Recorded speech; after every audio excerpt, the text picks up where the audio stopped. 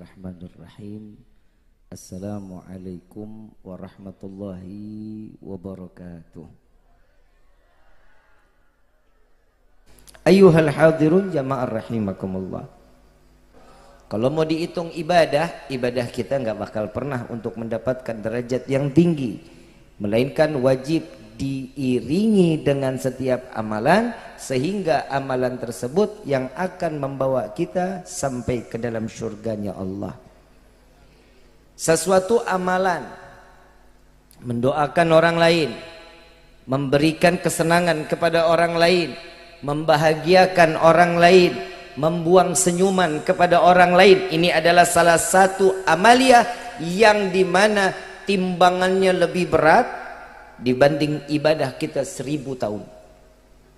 Kenapa? Saat senyuman membuat kebahagiaan orang lain, kita senyum, orang lihat kita senang. Kita membuat bahagia hati orang lain juga ikut terus bahagia.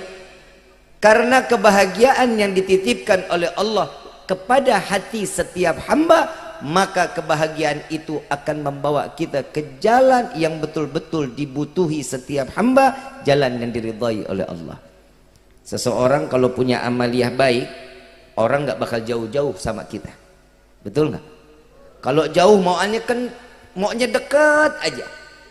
Ada orang yang tiap hari ngegedekin, duduk dikit ngomongin orang, duduk dikit ngejelekin orang.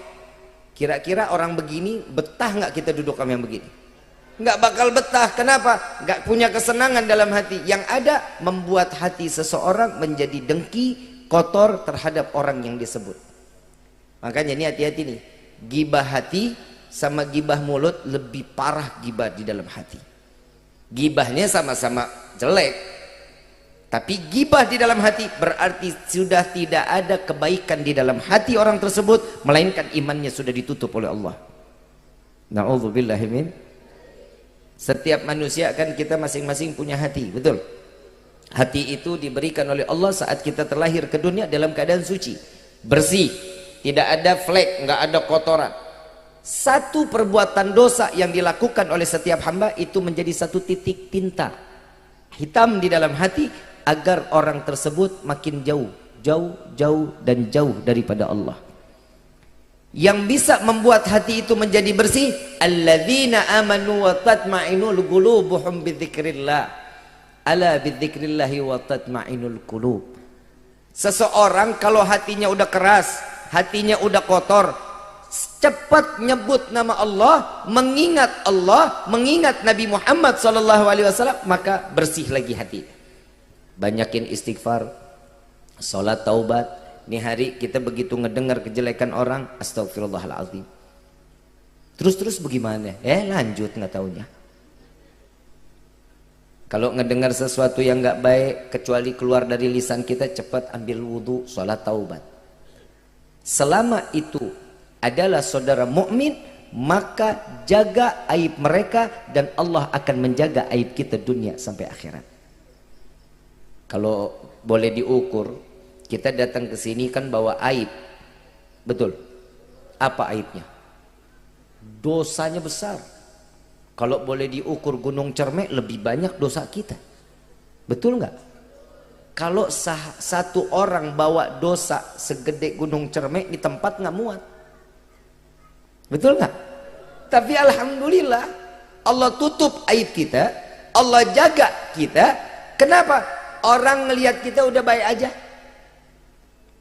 tingkah lakunya udah baik, semuanya ditutup oleh Allah. Mudah-mudahan Allah jaga kita, ya, sebagaimana Allah ngejaga para anbiya, para salihin, orang-orang saleh, Allah jaga. Begitu juga kita tergolong hamba yang bersyukur di malam ini, sebagaimana yang dilakukan oleh orang-orang saleh. Maka di hari ini kita minta kepada Allah, ya Allah, selamatkan kami dari fitnah dunia, fitnah akhirat. Insya. Yang namanya fitnah dunia sampai ke akhirat, fitnahnya apa aja? Ini banyak nih. Istri fitnah, suami fitnah, anak fitnah, mertua lu bilang fitnah, durhaka lu. Mertua fitnah, ipar fitnah. Yang namanya manusia kalau sudah menikah, fitnahan ini tambah banyak, tambah melebar. Bukan berarti tutup fitnahnya, tapi makin melebar. Contoh, saya mau tanya, ibu betah nggak tinggal di rumah mertua? Kenapa? Takut serba salah, Habib. Bangun harus lebih pagi, motong cabai mesti nanya miring apa bulat. Betul? Bapak betah tinggal di rumah mertua? Enggak mungkin. Kenapa? Subuh kita mesti cepet-cepet bib ke masjid. Sebelum bapak mertua keluar, kita duluan yang keluar. Saling ngejaga satu sama lain. Kalau ini enggak saling terjaga, aib akan dibuka oleh Allah. Ntar mertua, ngapain sih lo kawin sama yang begini? Ibadah kagak, apa kagak? Wah, rame nih. Tapi ingat, setiap orang tua jika memiliki anak yang sudah menikah, sudah punya rumah tangga sendiri, usahakan untuk hubungan rumah tangganya menjadi baik, sakinah, mawaddah, warahmah. Jangan saling ngomporin. Kadang ibu sakit hati sama istri, sakit hati sama suami, yang dikomporin anaknya. Udah besok kalau begini-begini nggak usah lagi begini. Udah sih pikirin lagi dah, nikah lagi sama dia. Jangan, ini nggak boleh nih. Orang tua serahin semuanya kepada Allah. Di dalam sujudnya dia kepada Allah, ya Allah, Rabbi hablim minas salihin, Rabbana hablana min azwajina wa dhurriyyatina wa qurratal a'yun waj'alna lil muttaqina imama. Minta sama Allah agar keluarga kita diberikan kelembutan, kasih sayang yang luas. Karena apa? Rumah tangga bisa bagus, sakinah, mawaddah, warahmah kalau Allah sama Nabi ada di dalam rumah tangga. Contoh, anak bisa jadi fitnah. Banyak seorang anak yang sampai sekiranya dapat menyebloskan orang tua ke dalam neraka jahanam. Tingkah lakunya. Yang pertama nih, kadang kita kalau ngelihat anak bandel luar biasa, ada nggak? Tiap hari nggak bisa ngelihat genteng orang, ngelihat genteng bawaannya mau disambit aja, badungnya setengah mati. Diajak ngomong ngelawan. Yang keluar dari orang yang ngelihat anak ini badung, apa yang ditanya? Yang ditanya cuma satu. Budak saha eta. Betul nggak? Yang ditanya anak siapa? Tapi kalau ini anak baik, akhlak, beradab, sopan, santun kepada orang lain, yang ditanya apa? Nah, namanya siapa? Tinggalnya di mana? Sekolahnya di mana? Orang tuanya belum ditanya. Kenapa? Ini baru jadi fitnah dunia, fitnah akhirat. Dan anak bisa juga membuang orang tua sampai ke dalam neraka jahanam. Yang pertama, durhaka sama orang tua. Orang tua udah bilang, orang tua yang namanya nikmat di dalam ibadah, orang tua nikmat ibadah, orang tua enak ibadah, tapi orang tua tersebut nggak pernah ngasih tahu anak, nak sholat, nak udah ngaji belum? Ini tugasnya bapak nih pak. Urusan anak untuk ibadah, urusan orang tua laki-laki. Perempuan hanya menjadi madrasah pertama. Yang tanggung menjadi imam dalam rumah tangga adalah seorang ayah. Kenapa? Tegur anak tersebut. Nah, sholat. Jangan ditanya, nak, nilai matematikanya kok turun? Bahasa Inggrisnya berapa, nak? Nah, rapotnya begini kok, nak. Ini yang ditanya masalah urusan sekolahnya. Urusan ibadah, giliran subuh nggak pernah dibangunin. Na'udzubillah min dzalik. Kita punya rumah. Ya, kita punya rumah. Rumahnya kita ini kebakaran. Anak kita lagi tidur di dalam kamar. Kira-kira kita selamatin nggak tuh anak? Pasti bakal diselamatin. Kenapa? Karena cinta sama anak kita. Tapi di akhir zaman banyak orang tua yang melemparkan anak ke dalam neraka jahanam. Kenapa? Sholat subuhnya nggak pernah dibangunin, sholat zuhurnya nggak diingetin, sholat asar nggak ditarik untuk sholat, sholat maghribnya didiemin untuk selesain dia permainannya, sholat isyaknya biarin dia tidur. Nggak ada. Saya mau tanya sama bapak, Pak, anak di dalam kamar, kira-kira kalau bapak yang ketiban panasnya, kena baranya, ridho apa enggak? Enggak ridho. Bapak sialan. Yang namanya orang tua ridho anak di dalam, mau ketiban kek, mau panas kek, mau kebakar, bodoh amat, yang penting anak saya selamat. Betul? Nggak ada orang tua, udah deh biarin aja kebakaran dah, orang stok anak saya masih banyak. Nggak ada orang tuanya begitu, nggak ada. Kenapa? Pasti bakal diusahakan untuk diselamatin anak tersebut.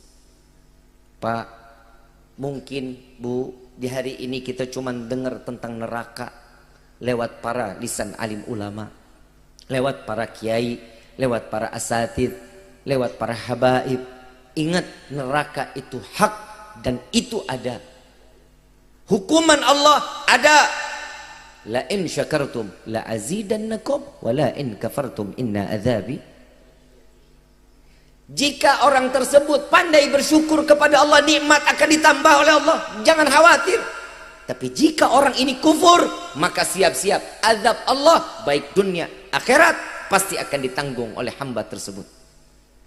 Makanya kalau mau ngejaga sesuatu, jaga yang betul.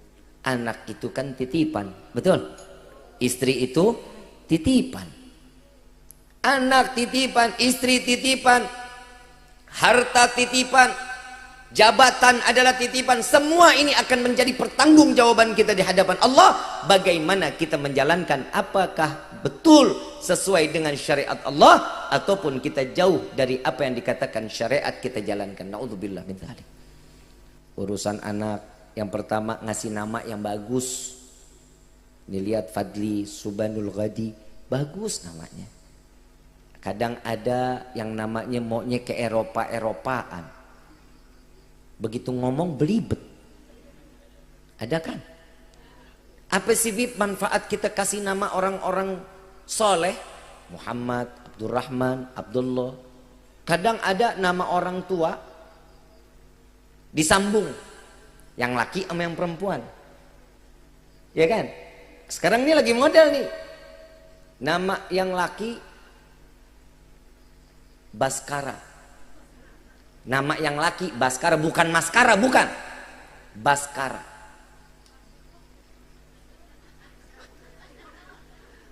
Yang ibu namanya Komariah.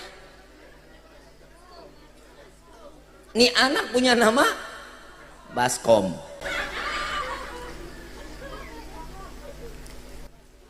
Kenapa sih kita nggak ikutin apa yang pernah diajarkan oleh orang-orang soleh? Kasih anak nama yang baik. Kenapa? Karena itu adalah titipan dari Allah. Nama itu adalah doa. Kenapa? Setiap nama yang baik pasti akan menjadi kebaikan buat anak kita kelak. Insya. Kenapa sih disebut namanya Abdurrahman, Abdullah, Abdurrahim, Mustafa? Macam-macam nama orang-orang dulu tuh bagus-bagus. Kalau sekarang mah dibilang mah enggak sekolot, enggak modern. Betul kan? Tapi ingat, manfaatnya kelak nanti di yaumil qiyamah. Ada Muhammad tukang ibadah, ada yang namanya Muhammad wali min auliyaillah, ada yang namanya Abdullah, ada orang yang ibadah, ada yang makai nama itu tersebut dia belum pernah bisa beribadah. Mungkin karena jauhnya dia kepada Allah, tapi namanya itu. Begitu nanti di yaumil qiyamah disebut sama malaikat, diperintahkan sama Allah, wahai malaikatku, panggil yang namanya Abdullah, suruh berdiri. Wali min auliyaillah yang bernama Abdullah, masuklah surga. Semua yang termasuk orang ahli maksiat dia berdiri. Kenapa? Ini kan ahli maksiat. Ya Allah, ini orang ahli maksiat, kenapa jadi berdiri juga? Sampaikan kepadanya, siapa namanya? Namanya Abdullah. Apa kata Allah? Masukkan dia ke dalam golongan orang-orang yang saleh. Berkah nama selamat itu jadi syafaat. Saya waktu itu pernah ke pemakaman, ada namanya, tapi saya ketawanya luar biasa. Orang lagi sedih banget, saya ngakak cekikikan. Saya duduk di batu nisan. Ini belakang batu nisan nih. Ini saya duduk, kalau di Jakarta kan ada tempat duduknya tuh. Saya duduk, saya lihat. Gitu saya ketawa sekenceng-kencengnya. Sampai saya keluar dari area pemakaman, saya keluar. Temen nanya, lu kenapa? Jangan sekarang, ntar dulu. Kenapa? Udah ntar dulu. Selesai pemakaman, saya tarik teman saya. Tuh lo baca. Ini yang bikin gue ngakak. Rabo bin Kamis. Nah punya ibu Jumat. Punya kakek Sabtu. Ini kan bahaya. Rabo bin Kamis. Ada, bukan nggak ada. Kalau ibu bapak nggak percaya, jalan-jalan ke TPU, tempat pemakaman umum, coba dilihat. Nama macem-macem namanya. Jadi besok-besok kalau mau nyari nama buat anak yang baik, jangan nyari di Google. Ke TPU. Itu yang cocok-cocok tuh namanya tuh. Ibu bapak yang dirahmati oleh Allah, nama adalah satu doa yang berharga dari orang tua. Yang kedua, didik anak dekat dengan Allah. Kalau anak nggak dididik dari sekarang untuk dekat sama Allah sebelum dia balik, maka selanjutnya dia akan terus menerus akan jauh dari Allah. Kadang orang tua main taruh aja anak di madrasah. Udah serahan yang begini mah urusan ustadz. Karena kita mah kurang dalam agama. Masa iya ibu bapak nggak bisa hafal Al-Fatihah? Masa iya nggak hafal Bismillahirrahmanirrahim? Ajarkan sesuatu yang akan setiap hari dia lakukan. Ajarkan Bismillahirrahmanirrahim, Alhamdulillahirabbil alamin, Ar-Rahmanirrahim, Malikumiddin. Bacain Al-Fatihah, ajarin ini anak. Kenapa? Ini akan terpakai terus sampai yaumil qiyamah. Kalau ini anak jadi seorang ulama, saat dia ngaji baca Bismillahirrahmanirrahim, pahalanya kita dapat. Ini anak taklim masuk pondok pesantren, begitu dia baca Bismillahirrahmanirrahim, pahalanya kita dapat. Begitu ini anak berangkat ke Mesir, ke Hadramut, ke Libanon, mereka semua dia berangkat, saat dia berangkat, dia nuntut ilmu dengan mengucapkan Bismillahirrahmanirrahim, pahalanya kita dapat. Dia pulang, punya pondok pesantren, punya santri, semuanya diajarkan Bismillahirrahmanirrahimnya pun dapat kita pahalanya. Ini jariah terus sampai yaumil qiyamah. Makanya tolong diajarin betul-betul. Bapak didik anak-anak kita. Bapak harus tegas di dalam syariat, Pak. Anak nggak sholat, gebuk, Pak. Gebuknya bukan berarti kayak samsak. Ya, gebuknya pukul telapak tangannya. Ya, betisnya nih, gebuk. Kenapa? Kalau dia udah jauh dari Allah dari sebelum baliknya, saat baliknya insya Allah nih anak pasti akan jauh dari Allah. Na'udzubillahi min. Apalagi punya anak umurnya hampir 40. Bukan punya anak lagi dan nih orang udah punya anak lagi pastinya. Betul nggak? Sampai kalau ini orang umur sampai 40 dia masih gemelut di dalam kemaksiatan, Allah sapu wajahnya maksiat sampai mati. Makanya nih hati-hati. Ini semua diajarin kita sama ulama-ulama kok.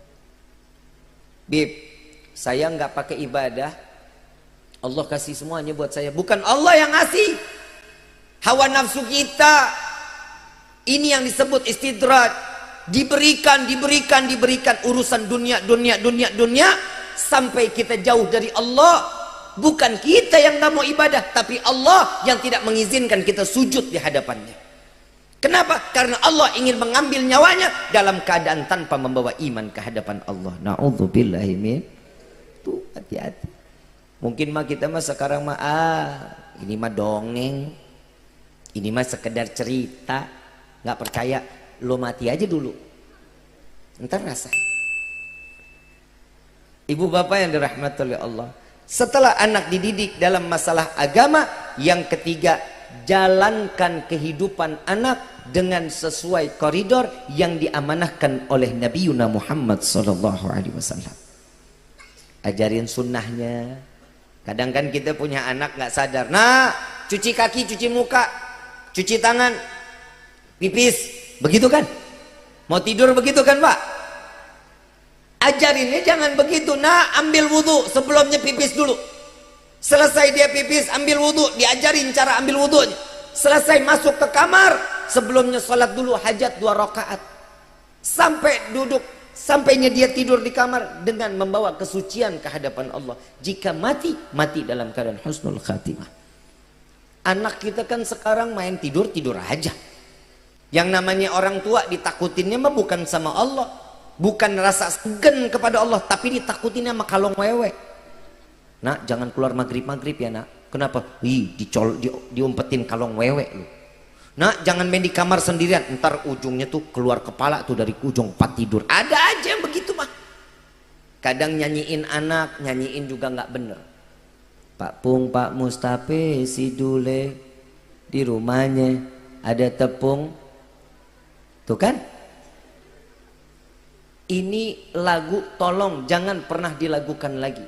Jangan pernah dinyanyikan lagi. Kenapa? Karena lagu ini adalah sindiran atau penghinaan kepada Nabi Muhammad SAW. Mustafa siapa? Nabi Muhammad SAW. Abdullah siapa? Ayah dari Nabi Muhammad SAW. Diganti namanya Mustafa dan Dule. Ini dua nama nih, hati-hati. Ada lagi tuh lagu kedua, Dung Indung, hujan di udik, anak siapa, mata melirik, duh aduh, mandi di kali, tidak sembahyang, di dalam kubur mendapat Siti Aisyah istri Nabi Muhammad SAW. Tanpa disadarin ini lagu hinaan buat keluarga Nabi Muhammad SAW. Jangan diajarin anak kita yang begitu. Dulu kita kalau mau tidur, orang tua kita mah sering kalau orang Betawi bilang mah dikelonin. Kalau orang sini disebutnya apa? Hah? PPD. Bodoh amat. Susah amat sih, ya Allah. Iya terserah dah, ya begitu dah bentuknya, udah begitu. Dulu kita diajarin apa? Ya Hanan, ya Manan, ya Gadim al-Ihsan, Bahri Judik Malyan, Jod lana bil ghafran. Dulu diajarin kita gitu tuh sambil dinyanyiin. Ya Allah, malaikat juga dekat sama nih anak. Yang kedua, la ilaha illallah hul malikul hakul mubin Muhammadur Rasulullah sadiqul wa'dil amin. Enak anak ngedengerin juga, pules ngedengerinnya. Sekarang mah urakan bukan main. Anak di dalam kandungan nyanyinya macam-macam nyanyian kita dengerin.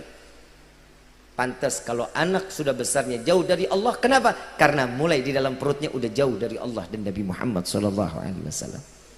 Didik anak-anak kita sesuai dengan apa yang dia inginkan selama itu masih di jalan Allah Subhanahu wa ta'ala. Yang keempat, ajarkan dia untuk hormat kepada orang yang lebih tua. Sekarang udah banyak anak yang kurang ajar sama orang tua. Betul? Cium tangan anak sekarang di mana? Di pipi, di jidat. Betul? Saya khawatir 5 tahun 6 tahun lagi itu cium tangan udah nggak di pipi, udah nggak di jidat, di leher sama di tengkok. Ini bahaya. Yang namanya indera penciuman mana? Ngapa hidung? Lo ngomongin hidung gua? Yang namanya indera penciuman nih hidung. Cara nyiumnya juga bukan dikecup. Bukan begitu, bukan. Cium tangan nih. Hirup. Dihirup. Itu cium tangan namanya. Kalau dikecup, minyak wangi aing luntur. Dihirup. Kenapa kita disunnahkan untuk mencium tangan orang yang lebih tua? Karena itu adalah keberkahan dari orang tua yang telah memberikan rezeki dari tangannya. Susah payah lewat tangannya. Kenapa kita disunnahkan untuk mencium kaki orang tua, membasuh kaki orang tua? Kenapa? Karena kaki yang ridha jalan di tengah panasnya matahari mencari rezeki untuk anak. Itulah keberkahan anak ada di kaki kedua orang tuanya. Boleh, silakan. Nak cium tangan sama ulama, silakan. Nak cium tangan sama Habib, silakan. Tapi ingat, anak ini akhirnya cium tangannya sama ulama doang, sama orang tua enggak. Sama habaib, sama kiai, sama ustadz, bukan main cium tangannya. La ilaha illallah. Kadang kita sampai dijegat. Kemarin saya di mana tuh ya? Daerah Bekasi. Saya turun dari mobil pakai baju putih, rapi, bersih. Baru turun jalan 3 langkah, habis kotor luar biasa. Ngapa? Itu anak-anak bocah. Habib, Habib, Habib, Habib, Habib. Coba kita lihat. Saya nggak sayang sama baju saya. Saya khawatir ini anak nggak begitu sama orang tuanya. Kalau ini anak nggak begitu sama orang tua, saya yang dosa. Makanya saya kalau jalan sekarang nggak pernah mau salaman lagi, nggak mau saya. Saya takut. Kecuali sama orang-orang tua yang ada di hadapan saya mau salaman. Kenapa? Yang anak rata-rata susah cium tangan sama orang tua. Nggak ada hormat sama orang tua. Makanya Pak, Bu, didik mereka untuk hormat kepada kedua orang tua. Jadikan orang tua ini adalah malaikat untuk anak-anaknya. Makanya orang tua kalau ribut jangan di depan anak. Ini saya bilangin sekali lagi, kalau ribut orang tua jangan pernah di depan anak. Psikologi anak, kejiwaannya pasti akan terganggu. Kalau yang dia lihat orang tua yang lagi dicekek nih, seandainya nih, nauzubillah min zalik, ada orang tua yang lagi galak, lagi temperamen, ternyata yang salah yang perempuan seandainya, yang bapak lagi marah-marah, ini anak-anak perempuan. Next zamannya dia nggak akan pernah mau sama laki-laki. Kenapa? Laki-laki bengis. Makanya banyak orang yang belok, gak suka sama laki-laki, dia lebih suka sama perempuan. Kenapa? Ngerasa lebih nyaman, ngerasa lebih dilindungi. Tapi sebenarnya perlindungan yang hak dari Allah adalah seorang laki pelindung untuk setiap perempuan. Jika ada anak laki-laki ngelihat si perempuan, ibunya lagi marah-marahin bapaknya, lagi ditempelengin. Perempuan kan tangannya enteng, main tabok-tabok aja. Anak ngelihat sampai gede nih anak laki-laki gak bakal mau sama perempuan. Kenapa? Jahat main tangan. Makanya dia suka laki sama laki. Nih kalau mau selamat Pak, Bu, mau ribut dalam rumah tangga, pergi jauh-jauh. Pergi. Jalan kemana? Ngopi kek? No di Palutungan no? Mau ribut-ribut di sana. Salah dikit cemplungin aja. Jangan, ngomong baik-baik. Gak ada permasalahan di dalam kehidupan, gak ada jalan keluar. Fa inna ma'al usri yusran, inna ma'al, pasti ada, gak usah khawatir. Tapi jangan pernah ditongolin di depan anak. Kalau ini terjadi, anak kita akan menjadi imbas apa yang kita lakukan di hadapan dia. Faham sampai sini Bu, Pak? Faham sampai sini? Insya Allah.